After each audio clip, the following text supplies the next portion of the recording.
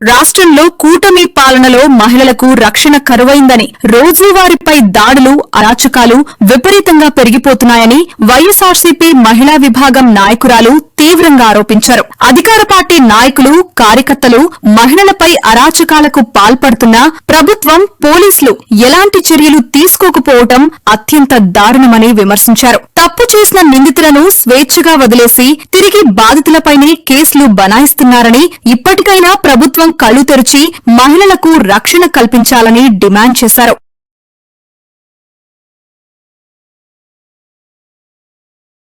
మహిళా విభాగం ఆధ్వర్యంలో రాష్ట్ర వ్యాప్తంగా ప్రతి జిల్లా హెడ్ క్వార్టర్ లో మహిళలందరూ కలిసి అంబేద్కర్ గారికి వినతి పత్రం ఇవ్వడం జరిగింది.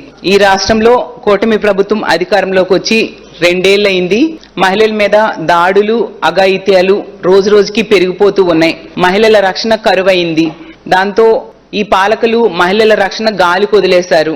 కాబట్టి ఇంకా ఎవరికి చెప్పుకోవాలో తెలియక ఆ రాజ్యాంగం రచించిన అంబేద్కర్ గారికి ఈ రోజు వినతి పత్రం ఇచ్చి ఈ పాలకుల బుద్ధిని మార్చాలి అని అడగడం జరిగింది.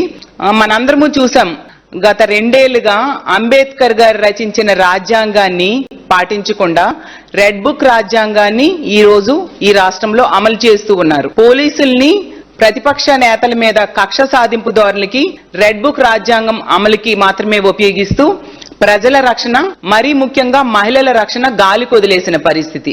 ఈ రోజు ఆంధ్రప్రదేశ్ రాష్ట్రంలో ఈ కూటమి పాలనలో రోజుకి 4 మహిళల మీద హత్యలు గాని, అత్యాచారాలు గాని జరుగుతున్నాయి. 70 మంది మహిళల మీద అఘాయిత్యాలు, దాడులు జరుగుతూ ఉండే పరిస్థితి. ఇది నేనేదో సొంతంగా చెప్పింది కాదు, ప్రభుత్వం తాలూకా నివేదికలోనే ఈ విషయం స్పష్టమైంది.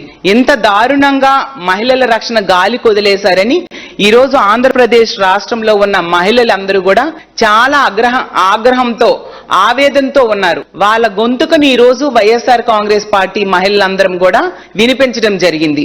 ఎప్పటికైనా మారండి, మహిళల రక్షణ మీద దృష్టి పెట్టండి అని.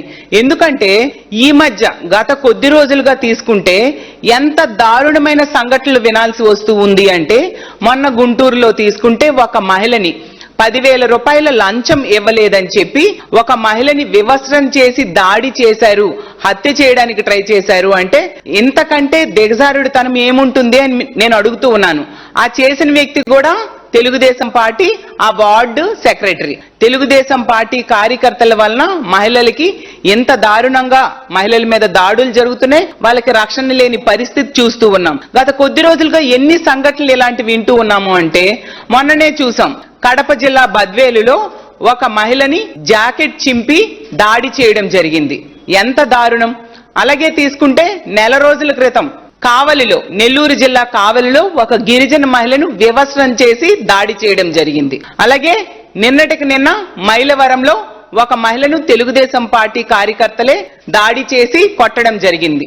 అంటే ప్రతి సందర్భంలో కూడా తెలుగుదేశం పార్టీ నాయకులు మృగాల్లా రెచ్చిపోటు మహిళల మీద అఘాయిత్యాలు చేస్తూ ఉండే పరిస్థితి.